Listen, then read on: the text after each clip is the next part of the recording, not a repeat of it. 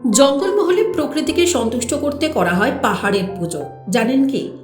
হ্যাঁ, প্রকৃতিকে সন্তুষ্ট করতে পাহাড়ের পুজো করা হয় প্রতি বছরই আষাঢ় মাসের তৃতীয় শনিবার।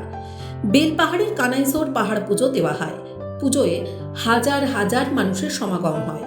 এবছরেও ঝাড়গ্রামের বেলপাহাড়ি আর ঝাড়খণ্ডের সীমান্তবর্তী এলাকায় কানাইসোর পাহাড় পুজোয় সামিল হন কয়েক হাজার মানুষ।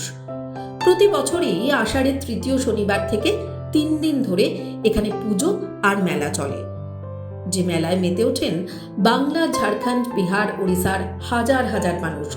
ঝাড়গ্রামের বেলপাহাড়ি সীমান্তবর্তী এলাকার গাড়লাসিনি, খড়িডুংরি সহ যে সমস্ত পাহাড়ে পুজো অনুষ্ঠিত হয় তার মধ্যে সবচেয়ে বড় পাহাড় পুজো হয় কানাইসোর পাহাড় পুজো।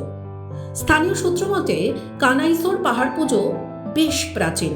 মূলত এখানকার আদি জনজাতির বাসিন্দারা চাষবাসের আগে প্রকৃতিকে সন্তুষ্ট করতে এই পুজো করে থাকেন। প্রচলিত বিশ্বাস অনুযায়ী পাহাড়ের পুজো করলে চাষবাস ভালো হয়, অতিবৃষ্টিতে বানভাসী হবে না, হরপা বান হবে না। আর তাই চাষবাস শুরু করার আগে কৃষিজীবী সম্প্রদায়ের মানুষজন এই পাহাড়ের পুজো করে থাকেন। স্থানীয় সূত্র মতে বহু বছর আগে এলাকায় প্রবল বন্যায় ঘরবাড়ি, গ্রাম রক্ষার দেবতার সমস্ত কিছু ভাসিয়ে নিয়ে গিয়েছিল। পাহাড়ের পার্শ্ববর্তী ঢেঙ্গাম গ্রামের বাসিন্দারা সেই সময় অন্যান্য গ্রামবাসীদের সাথে সভা করে গ্রাম রক্ষার দেবতাকে পাহাড়ে প্রতিষ্ঠিত করেন, আর তারপর থেকেই এই পুজো চলে আসছে। এটা দেখলাম আগে 2 বছরের তুলনায় বছরে বেশ একটু বেশি মনে হচ্ছে। তারপরে আগে তো কোনোদিন উপরে উঠিনি, এবারে উঠে দেখলাম বেশ ভালোই লাগলো। পরিবেশটা অ্যাকচুয়ালি খুব ভালো লাগছে।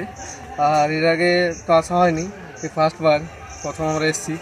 তো এই মিডিলে পর্যন্ত পৌঁছেছি, খুবই কঠিন মনে হচ্ছে আমাদের।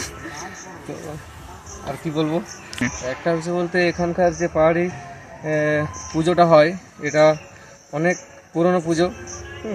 সবাই দূর দূরান্ত থেকে আসে, সেই উদ্দেশ্যে আমরাও এসেছি। ঢেঙ্গাম গ্রামের মাহালি সম্প্রদায়ের মানুষজন এখানে পূজারী হিসেবে কাজ করেন। অন্যান্য থানের মতোই পোড়ামাটির হাতি ঘোড়ার মূর্তি রেখে এখানে পুজো করা হয়। পাহাড় পুজো ঘিরে প্রতি বছরই বিশাল মেলা বসে। এবছরেও তার অন্যথা হয়নি।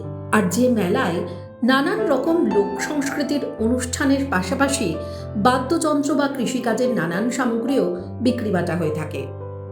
টাইমস নাও খবর।